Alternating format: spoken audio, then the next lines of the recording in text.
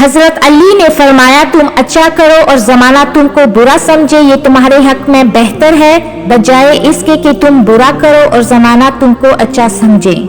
مشکل وقت آ جائے تو کسی کا احسان نہ لو، کیونکہ مشکل وقت 4 دن کا ہے جبکہ احسان زندگی بھر کا ہوتا ہے۔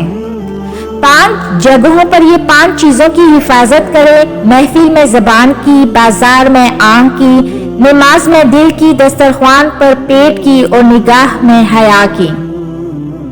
ان لوگوں پر اعتبار کرو جو تمہاری 3 باتیں بھانپ سکے۔ نمبر 1 تمہاری ہنسی میں پوشیدہ درد، نمبر 2 تمہارے غصے میں تمہارا پیار، نمبر 3 تمہاری خاموشی میں پوشیدہ وجہ۔ جو تمہاری خاموشی سے تمہاری تکلیف کا اندازہ نہ لگا سکے اس کے سامنے اظہار کرنا صرف لفظوں کو ضائع کرنا ہے۔ عقل مند وہ ہے وہ شخص جو انجام سوچ کر کام کریں۔ پریشانیاں حالات سے نہیں بلکہ خیالات سے پیدا ہوتی ہیں۔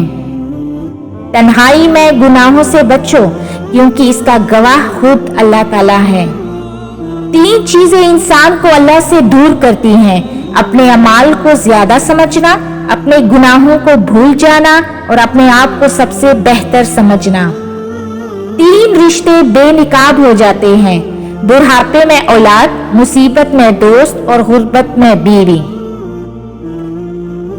حضرت علی سے کسی نے پوچھا یہ کیسے پتا چلے گا کہ جو پریشانی یا مصیبت ہم پر آئی ہے وہ اللہ کی طرف سے آزمائش ہے یا ہم پر اللہ تعالیٰ کی طرف سے سزا ہے؟ آپ نے جواب دیا جو مصیبت تجھے اللہ تعالیٰ کی طرف لے جائے وہ آزمائش ہے، جو مصیبت تجھے اللہ سے دور کر دے وہ سزا ہے۔ 6 چیزوں کی شکایت کبھی نہ کرنا: نمبر 1 اپنی قسمت کی، نمبر 2 اولاد کے سامنے اپنے بڑوں کی، نمبر 3 اپنے ذاتی مکان ہوتے ہوئے اس کی تنگی کی، نمبر 4 بھول کر بھی اپنے ماں باپ یا استاد کی، 5 غیر کے سامنے اپنے دوست کی، نمبر 6 رخصت کرنے کے بعد اپنے مہمان کی۔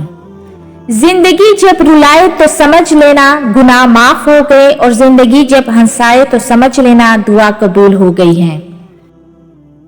ایک ہندو نے حضرت علی سے سوال کیا ہندو مردے جلاتے ہیں جبکہ مسلمان مردے دفناتے ہیں کیوں؟ حضرت علی نے جواب دیا کچرا جلایا جاتا ہے اور خزانہ چھپایا جاتا ہے۔ حضرت علی سے پوچھا گیا کہ جانور اور انسان میں کیا فرق ہے؟ آپ نے فرمایا کہ جو صرف اپنے لیے سوچے وہ جانور ہے اور جو دوسروں کے لیے سوچے وہ انسان ہے۔ جو غلطی کر نہیں سکتا وہ فرشتہ، جو غلطی کر کے اس پر ڈٹ جائے وہ شیطان ہے اور جو غلطی کے بعد توبہ کر لے وہ انسان ہے۔